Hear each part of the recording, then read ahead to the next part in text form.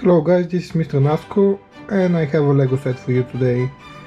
This was a Costco special for 40 bucks, and as you may see, it's a Lego classic pieces, 1500 of them, and there is a variety of parts. There is some doors, there is some wheels, there is some eyeballs. So this seems like a great product for a great price. And let's open it. Okay, to open it, there is some tape over here and over here.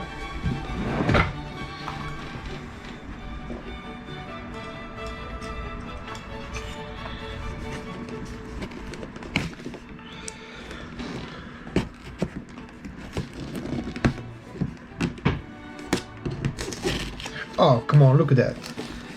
That's how not to open a Lego set.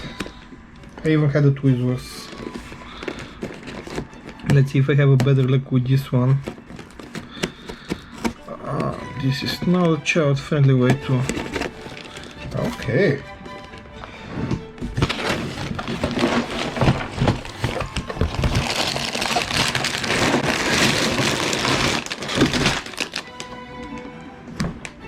Okay guys, those are the Lego pieces.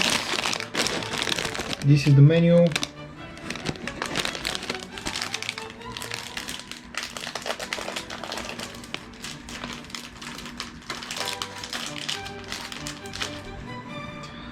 Oh my goodness gracious, the packaging. There's like no way for me to open this without like an instrument. Do you see? Chip style. Haha.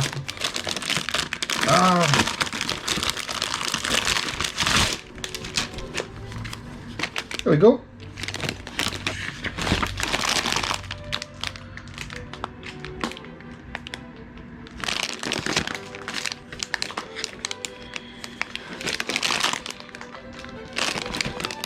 Okay, so there's like some ideas for some cool stuff.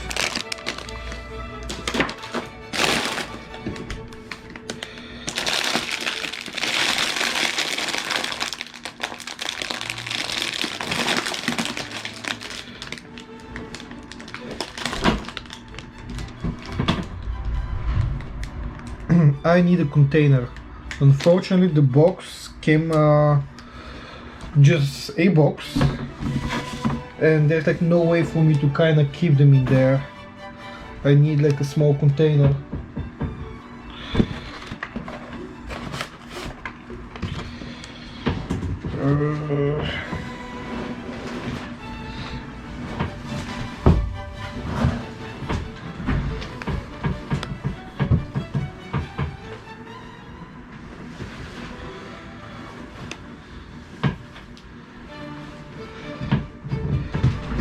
Well, let's worry about that later.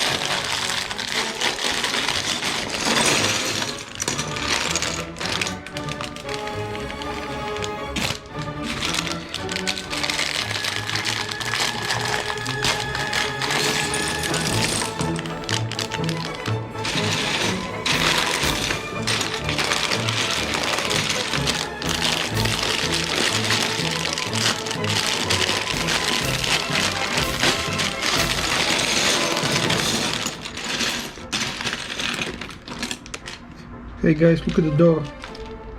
How adorable.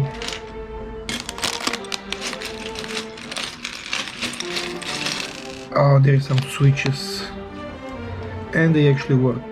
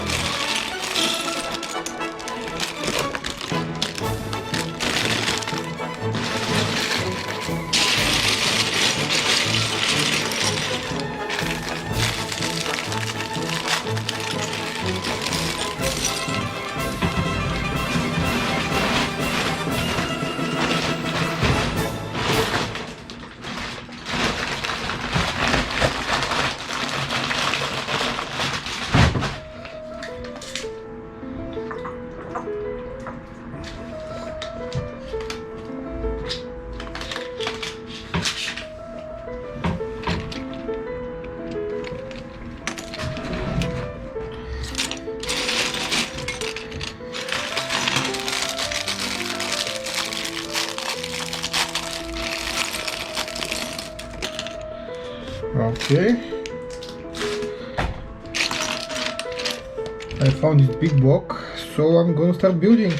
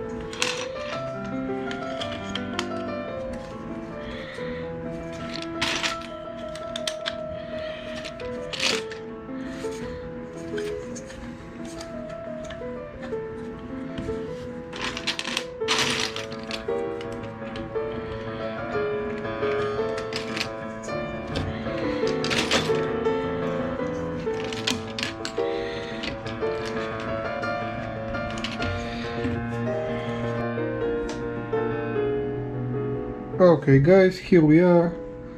There is like a little house. The door opens. There's a rocket on top of it.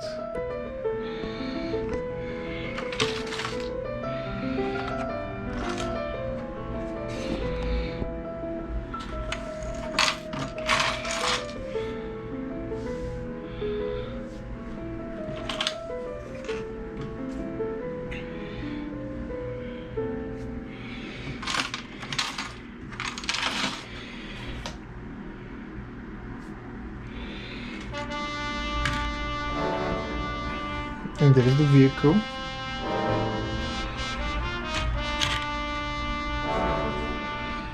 And there is a hovercraft on top of it.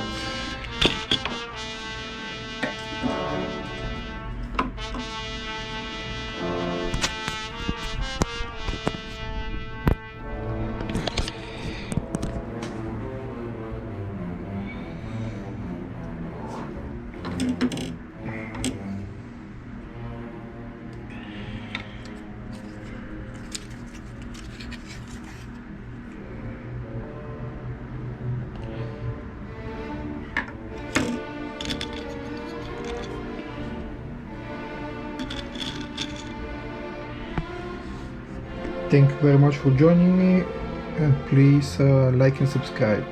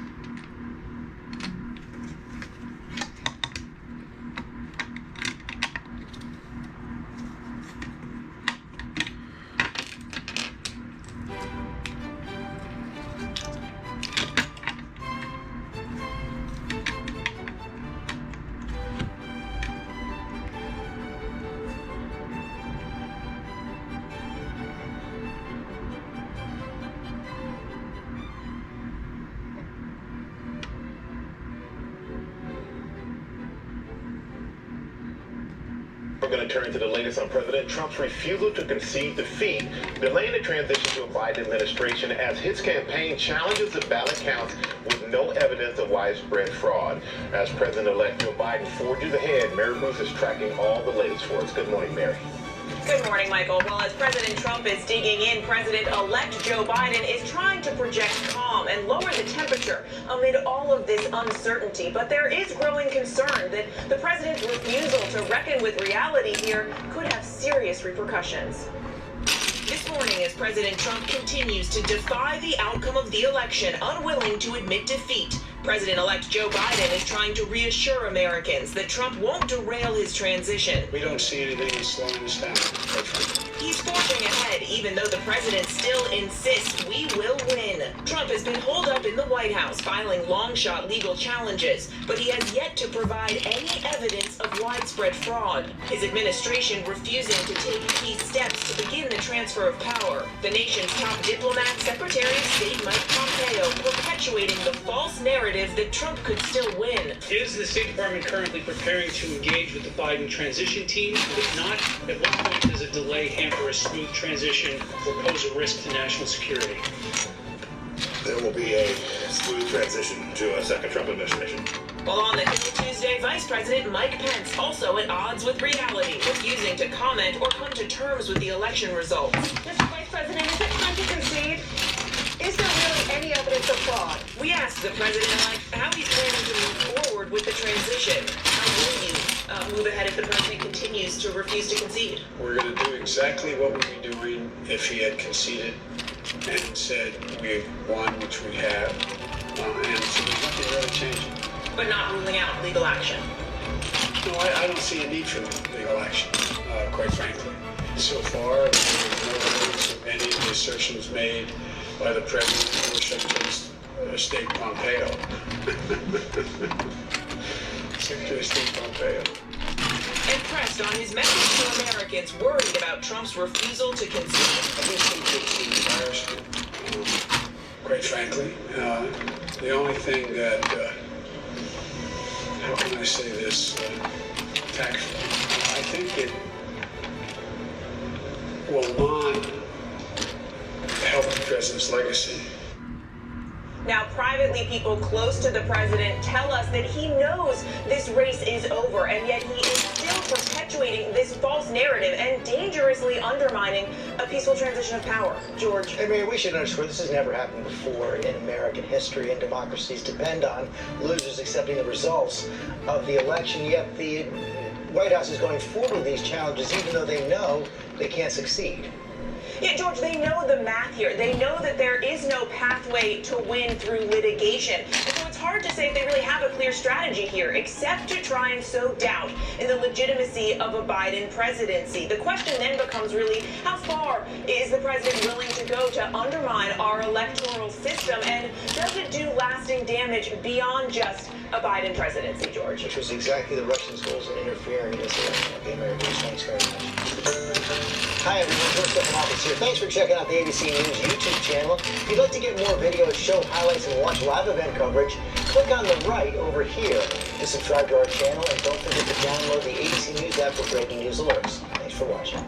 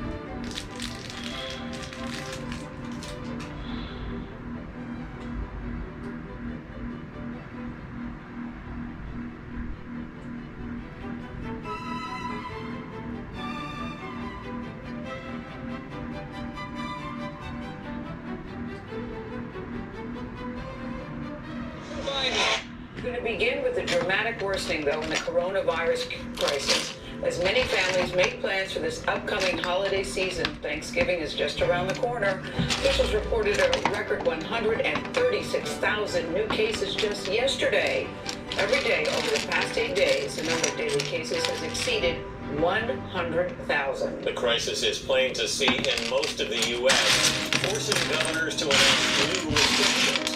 More Americans are in the hospital with COVID-19 this morning than at any other point in this pandemic. But there is good news. The government's top infectious disease expert, Dr. Anthony Fauci, is giving a new timeline for a possible release of a vaccine. Our lead national correspondent, David Begnaud, is in Toledo, Ohio, one of the areas where the caseloads are exploding. David, what is happening there? Well, Anthony, the governor is expected to address Ohioans tonight in a primetime address to remind them what's at stake. Things are going in the wrong direction here. Yesterday, Ohio set a record in terms of hospitalizations and more new COVID cases than any other day of this pandemic. And Ohio is across the heartland, demand for testing is surging. COVID-19 cases are climbing, and as of yesterday, 17 states hit new records for hospitalizations. Here in Ohio, admissions and cases are rising so fast that hospitals begin to start postponing non-emergency procedures, according to Ohio State University Dr. Thomas. We're within, a couple of weeks of having made difficult decisions, not just at my hospital, I'm talking every hospital in the state. To Wisconsin now, they had another record-breaking day of coronavirus hospitalizations and deaths, which prompted the governor, Tony Evers, to issue a brand new stay-at-home advisory. Now, previous efforts by the governor to issue a stay-at-home order and other lockdown measures have been overturned by the state Supreme Court. And the governor warned that nothing changes, its death toll could double to 5,000 by January. It's not safe to go. Please, select 3 hours, dinner parties,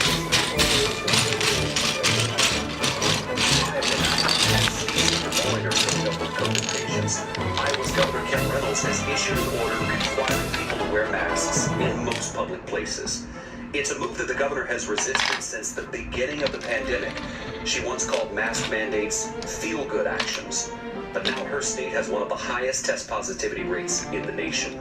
We've reached a point of serious community spread, and we can no longer pinpoint any one age group or type of activity that's driving it. There is more good news this morning on the vaccine front.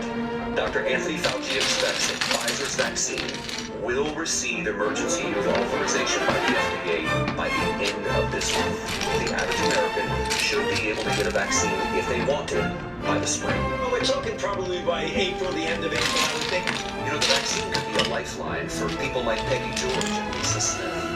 The sisters from Toledo, Ohio, say they have had to visit their 91-year-old mother, Elizabeth Smith, through the window of her nursing home for the last 7 months. They say their mother has dementia, and the lack of contact is making it worse. Heartbreaking because I didn't know we could stay by the time, and I thought we were just going to have to quarantine her for 2 weeks, and that was very hard. Everybody needs somebody in their life. They need our touch. We have, like you said, she hasn't touched her. We have not, hold her hand. We just want to take care of her. So many families like them going through the same thing. The sisters were telling us there are 8 sisters in the family, and they go every Sunday, all 8, and when they're all 8 together, they said Mom clicks, and she's like, oh, I recognize them now. Those are my girls. But lately, they said the nursing home told them you can no longer do 8. You can only do 2 at a time outside the window. And they don't understand why. It doesn't make sense. It makes sense to us. We reached out to the nursing home, have not heard back. But Tony, we're going to follow up to see if they can get all 8 sisters again. Again, it's outside the window. Yeah. So it seems like it'd be easy to do. Yeah, it doesn't seem to make sense to me either. David, thank you very much for the powerful report on the toll of this virus.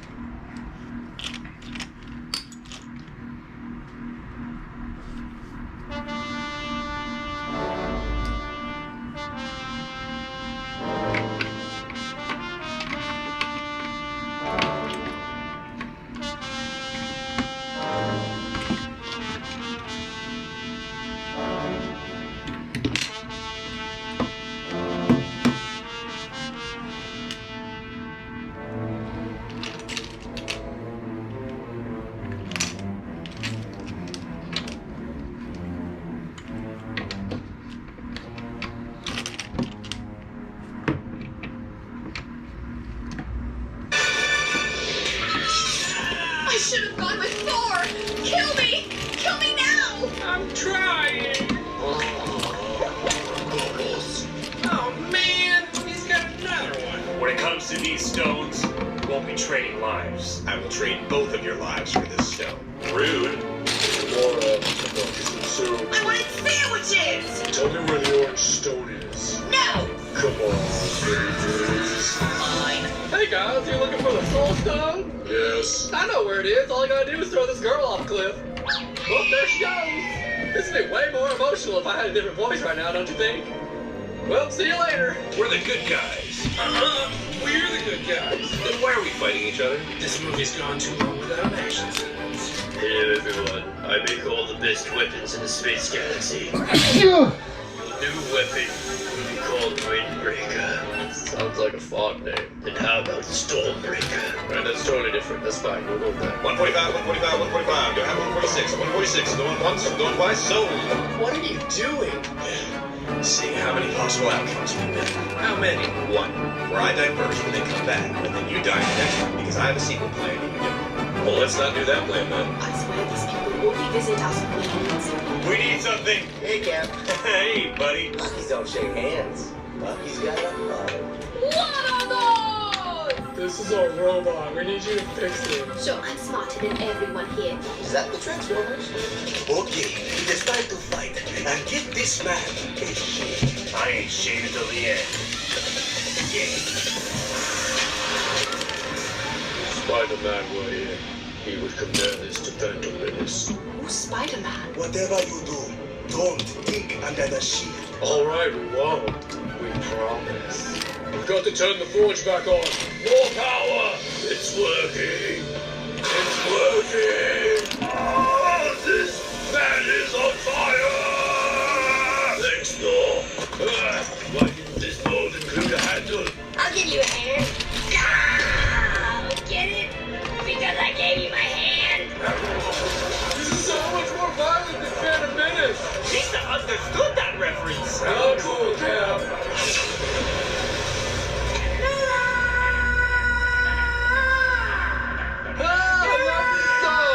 Really glad Thor didn't come here just now. Apple came out with their One More Thing final event of the year 2020. Yahoo Finance's Dan Howley joins us now to tell us all about the latest MacBooks and really, Howley, what has been the year of the Mac for Apple and a shift I don't think the company probably foresaw when we began the year, but I know the changes that the company announced yesterday are something that you see as a significant turning point here, a significant event for the business going forward. Yeah, this is really a major deal. You know, we talk about how 2020 is supposed to see this iPhone sales super cycle because of the 5G iPhone, the iPhone 12. There's 4 iPhone 12, so obviously that can help drive sales more. But, you know, the most dramatic product that they've announced is clearly this new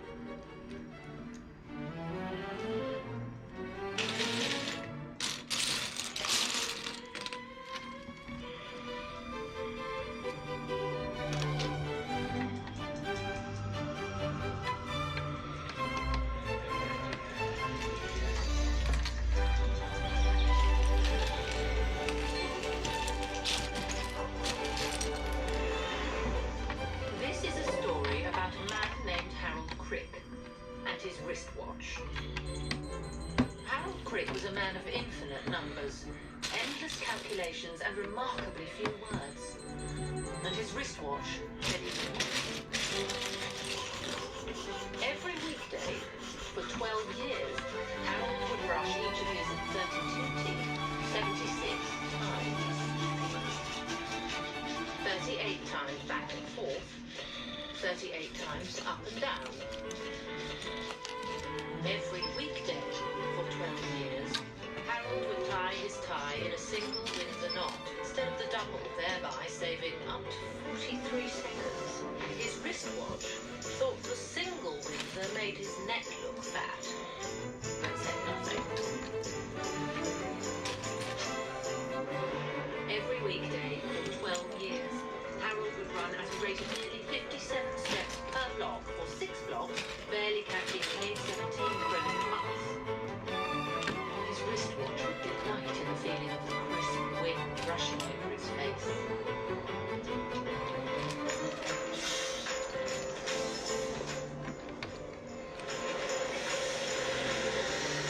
And every weekday for 12 years, Harold would review 7.134 files with senior agent the Internal Revenue Service.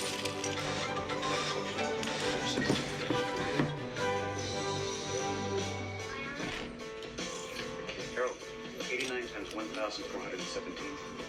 126,113. That adds up. Only taking a 45.7-minute lunch break and a 4.3-minute coffee break, timed precisely by his wristwatch. Okay. Beyond that, Harold lived a life of solitude. He would walk home alone. He would eat alone.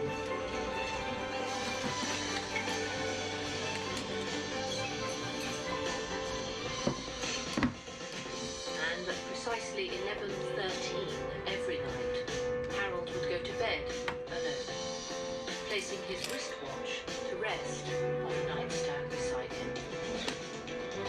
That was, of course, before Wednesday. On Wednesday, Harold's wristwatch changed everything.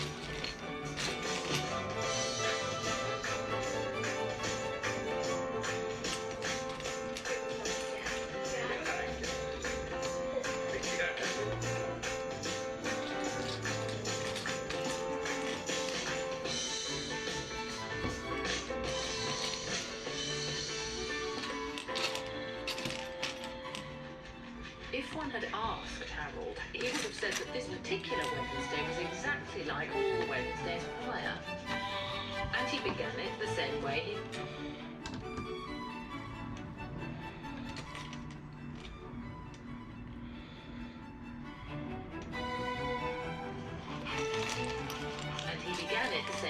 always did. Hello?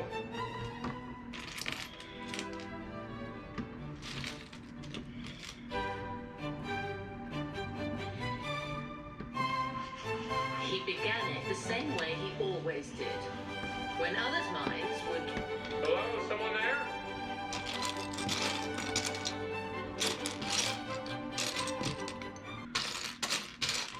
When others' minds would fantasize about their upcoming day or even try to grip onto the final moments of their dreams, Harold just counted brush strokes.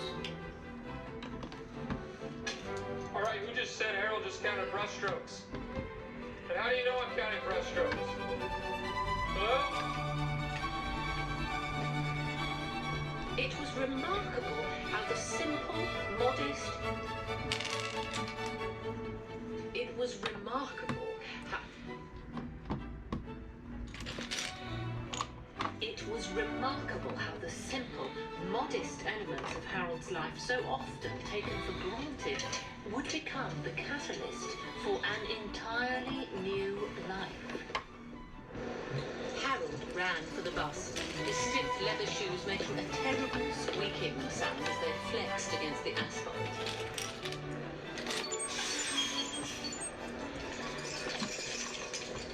And though this was an extraordinary day. A day to be remembered for the rest of Harold's life. Harold just thought it was a Wednesday. I'm sorry, did you hear that? The voice, did you hear it? Harold just thought it was a Wednesday? No, did you hear it? Harold just thought it was a Wednesday. Who's Harold? I'm Harold. Harold, it's okay. It's Wednesday. No,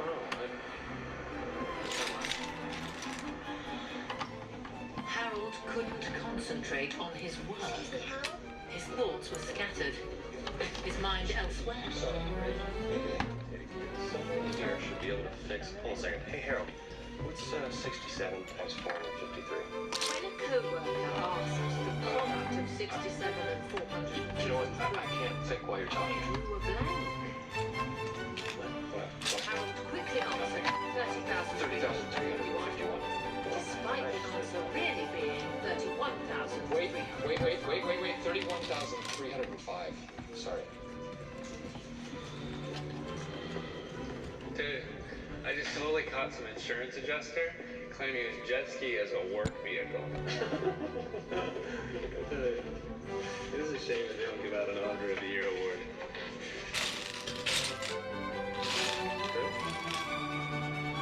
You okay? Dave, I'm being followed.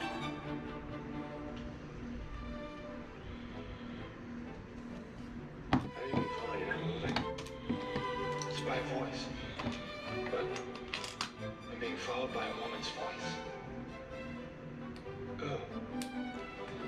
Okay. What is she saying? She's narrating. Oh. Harold, you're staring at boxes. What is she narrating? No. I had to stop filing. Watch this. The sound the paper made against the folder had the same tone as a wave spreading against the sand. And when Harold thought about it, he listened to enough waves every day to constitute what he imagined to be a deep and endless ocean. Share that. You mean your file? No, the voice. No. Sometimes I do imagine a deep and endless ocean. What ocean? The one made by the sun. Good. No, that's not good. Thank you. Alright, we got a baker, a securities trader.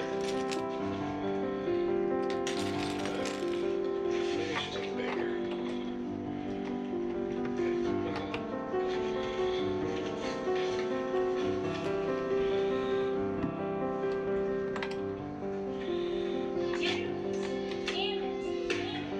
You miscreant. I understand.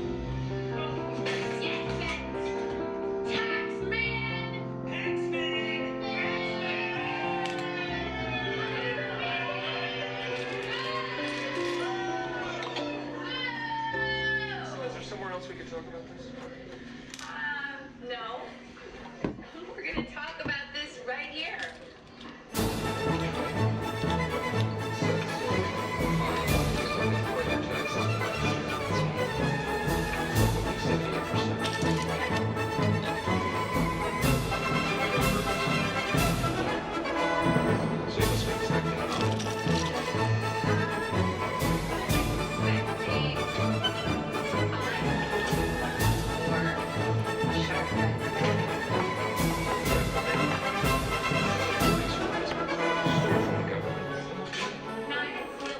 Didn't pay you entirely. So you can't just not pay your taxes. Yes, You can if you really audited. only if I recognize your right. That's what happened right here. One of them. That's the year's return. That's all you have to pay.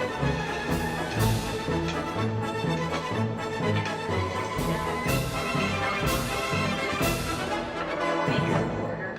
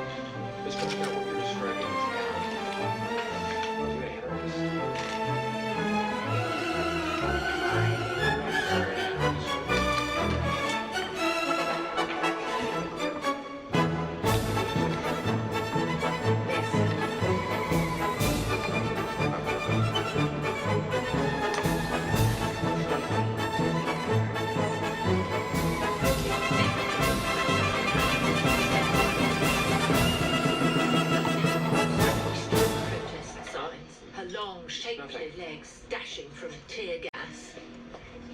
Harold wasn't prone to fantasies, and so he tried his best to remain professional. But of course, failed. He couldn't help but imagine Miss Pascal stroking the side of his face with the soft blade of her finger. He couldn't help but imagine her immersed in a tub, shaving her legs. And he couldn't help but imagine her naked, stretched across his bed. Mr. Crick. Yes, what is it? You're staring at my tits. I don't know. I can assure you this. As a representative of the United States. Sorry, I'm just having issues Sunday, so I'll be back on Tuesday. Harold suddenly found himself beleaguered and exasperated outside the bakery. Shut up! Cursing the heavens in futility. No, I'm not. I'm cursing you, you stupid boy, so shut up and leave me alone!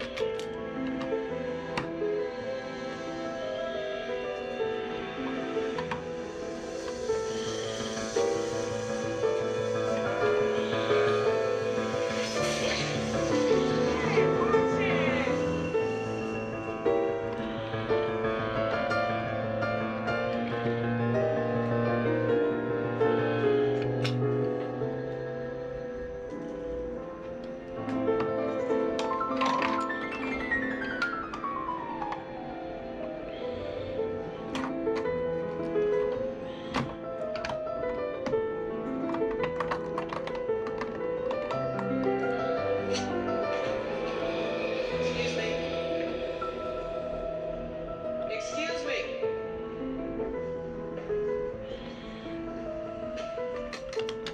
Are you Miss Eiffel?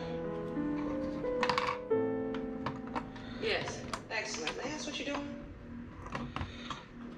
Research. Oh, am I interrupting? Yes. I'm sorry. I'm Penny Escher. The assistant your brother should have. The spy. The assistant. I provide the same services as a secretary. I don't need a secretary. Well, then I will have to find some other way of occupying my time. Like watching me like a poster in case I get distracted because they, the publishers, think I have writer's block. Isn't that right? Do you have writer's block? Are these pages? They're letters. To me. Are you writing back? I don't respond to letters. And I suppose you smoked all these cigarettes. No, they came pre-smoked. And you said you were free. What do you think about leaping off a building? I don't think about leaping off a building. Yes, indeed. Try to think of this. Everyone thinks about leaping off a building. Well, I certainly don't think about leaping off of a building.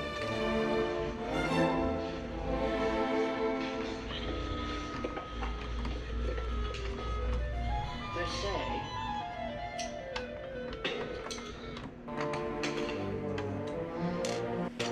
read this, it's fantastically depressing book. That when you jump from a building, it's really the impact that actually comes in. I'm sure it doesn't help. There's a book.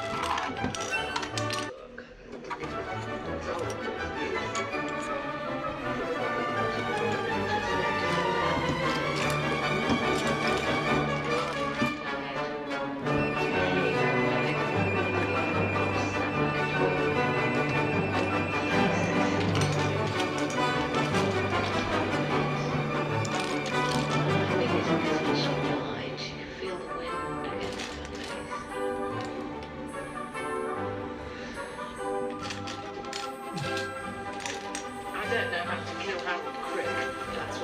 you. Yes, to help. How you can help me? You who never thinks of leaping off buildings. What great inspiration will you bestow on me? Because I'll tell you, the quaint ideas I'm sure you've gathered in your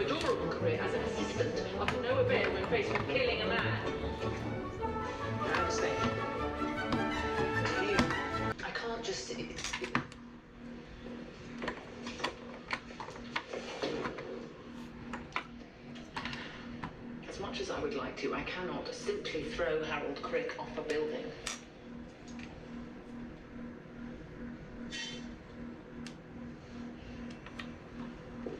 Miss Eiffel.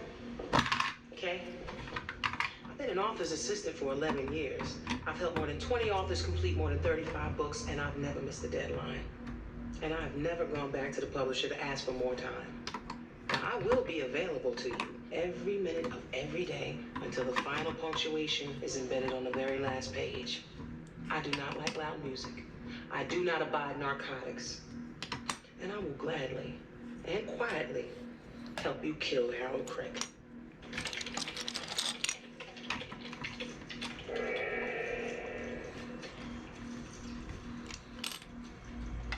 I had a very interesting little convo with someone in your section. Yeah. They said you were feeling a little wicked-wobbed. Catch a little cubicle fever. Oh, I don't know. I think I'm okay. Harold, a tree doesn't think it's a tree. It is a tree. Why was Harold talking to this man? I know that you know. This man was an They're idiot. very sensitive about This any man possible used words disease like in our wibbly behavior. wobbly and I think we convo, all remember the Baltimore and explained that trees and were the trees. US government. Of course trees were trees. Harold knew But trees I were am trees. going to believe you, Harold. What Harold didn't know was why he couldn't shake the smell of brownies from his senses. Why was Pascal had made his fingertips quiver and lips go numb. Harold. Yes. Sorry. What's going on, Harold? Well, nothing. Everything's fine. Listen. According to your records, you haven't taken vacation in a few years now. Let's say you take a little break. Use some of that vacay time. Yeah. Well, I'll think about it.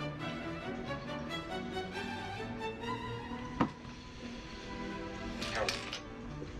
I'm not really supposed to do this. But,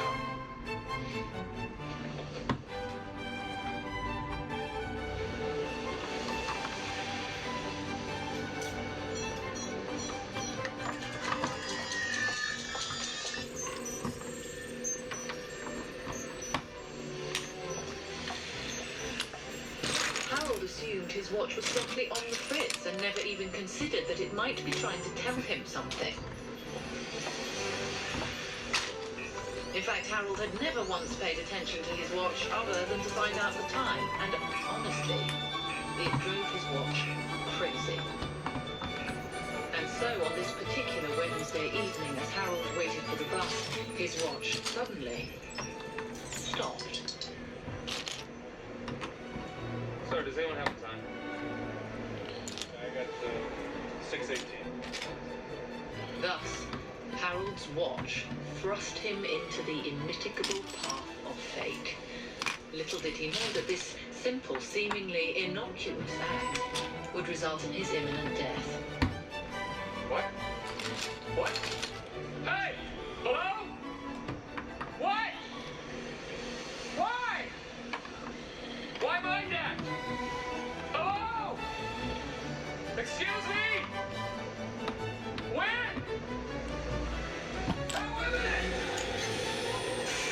Okay, where are you?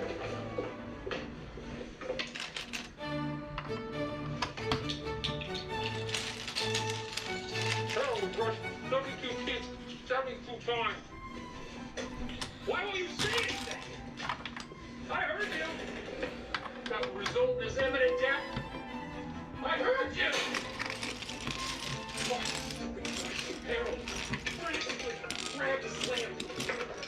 Harold insists shook the hell out of it. No apparent reason. Jacked it on the ground, kicking it repeatedly. Next one, across the room, then stormed the closet.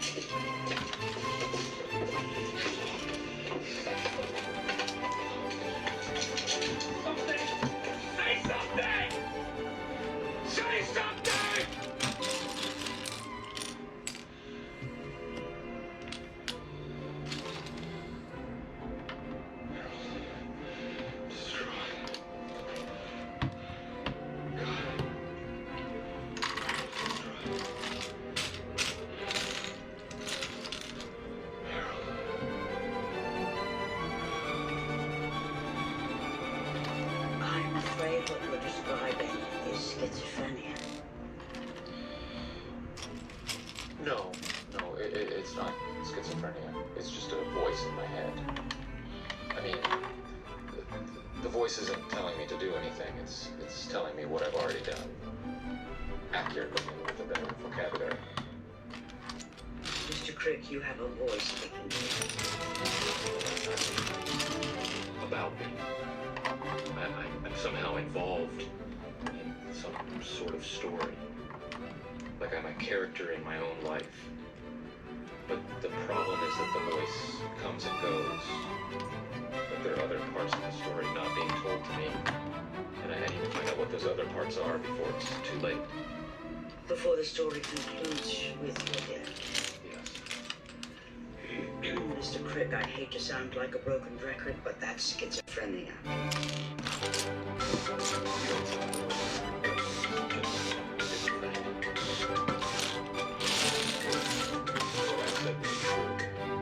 Hypothetically speaking, if I was part of a story, a narrative, even if it was only in my mind, what would you suggest that I do? I would suggest you take prescribed medication. Other than that? I don't know. I suppose I would take you to see someone who knows about literature.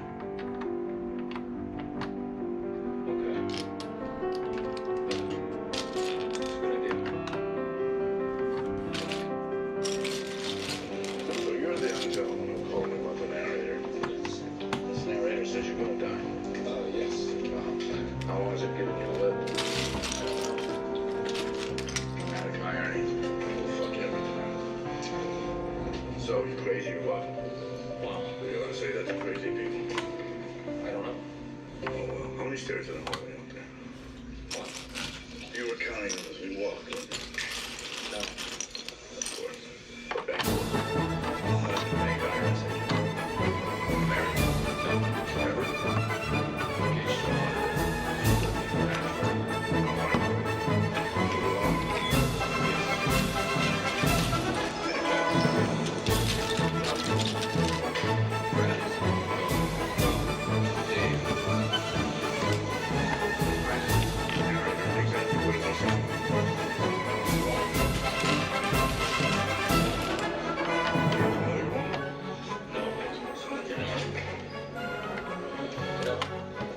Did you have enough time to count the tiles of that? I wasn't counting the times.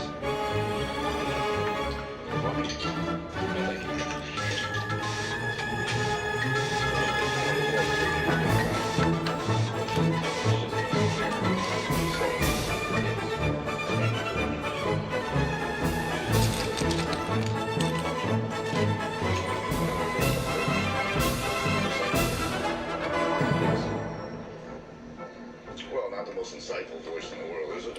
First thing on the list of what Americans say they hate. Third, second, traffic. Third, missing socks. Is that what I'm saying? Sort of. I told you you're gonna die, you believe? Well, you don't know this narrator. Okay, Mr. Crick. I can't. Why? Well, I'm not an expert in crazy. I'm an expert in literature.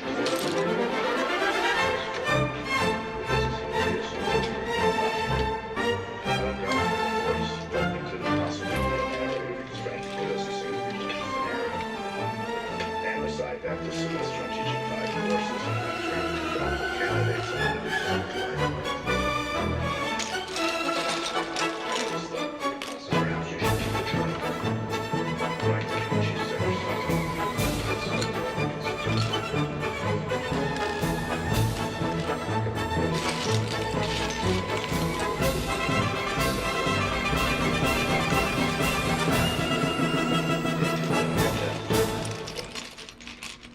Little did he know that Did you say little did he know? Yes. I've written papers on little did he know. I used to teach a class based on little did he know. I mean, I once gave an entire seminar on little did he know. Son of a bitch, Harold. Little did he know means there's something he doesn't know. That means there's something you don't know. Do you know that? I want you to come back on Friday. If not,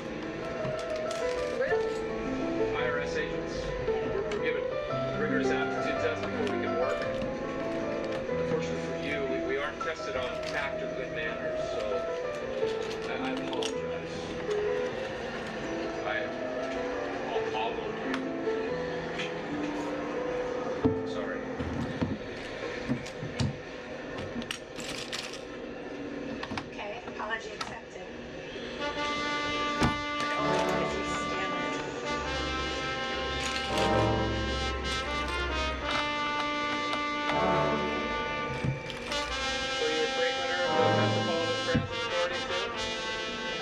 No. Just like, Big fire burning to get through? actually, it's my weekly evil conspiracy and needlepoint group. You want to come? I left my thimbles and socialist reading material at home.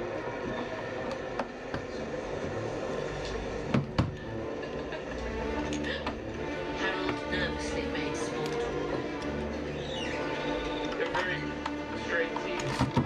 Very small. They're real. Harold quickly calculated the odds of making an ass of himself in ratio to the amount of time he stayed to chat. This is my style. He was elated and surprised by his somewhat flirtatious encounter with Pascal. So elated, he exited the transit authority bus a good 27 blocks too early and would now have to walk.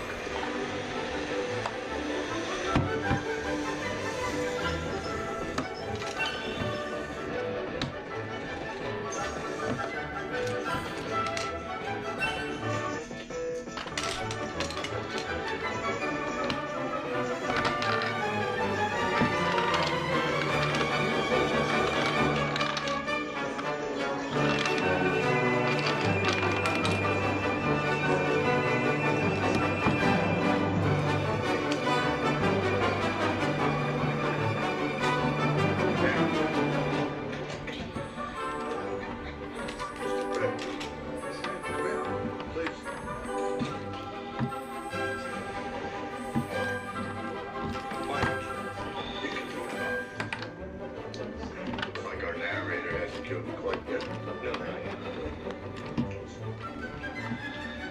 Downstairs last night? No, of course not. The Biden test. How exciting is that? 23 questions, which I think might help discover more truths about this narrative. Now, Howard. These may seem silly, but Thank you for watching until the end, guys. Please like and subscribe, and I'll make another project. Thank you. he knows a woman's voice. The story involves your tell. It's modern. It's in English, and I'm assuming the author has a cursory knowledge of the city. Sure. Very good. Question 1. Has anyone recently left any gifts outside your home? Anything? Money? A large wooden horse? I'm sorry? Just answer the question. No. Okay. Do you find yourself inclined to start murder mysteries in large, luxurious homes to which you, let me finish, to which you may or may not have been invited? No. On a scale of 1 to 10, what would you consider the likelihood you might be assassinated? Assassinated? 1 being very unlikely, 10 being expecting it around every corner.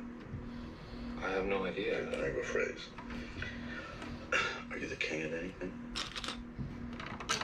Like what? Anything. King of the lanes at the local bowling alley. King of the lanes? King of the lanes, king of the trolls. King of the trolls? Yes, a clandestine land found underneath your floorboards. No. Huh? No. It's ridiculous. Agreed. Let's start with this. Now, was any part of you one time part of something else? Like, do I have someone else's arms? Well, is it possible one time that you were made of stone, wood, lye, varied corpse parts, or earth made holy by rabbinic clothes? No, look. I'm sorry, but what do these questions have to do with anything? Nothing. The only way to find out what story you're in is to determine what stories you're not in. Odd as it may seem, I just ruled out half of Greek literature, 7 fairy tales, 10 Chinese fables, and determined conclusively that you are not King Hamlet, Scout Finch, Miss Marple, Frankenstein's monster, or a golem.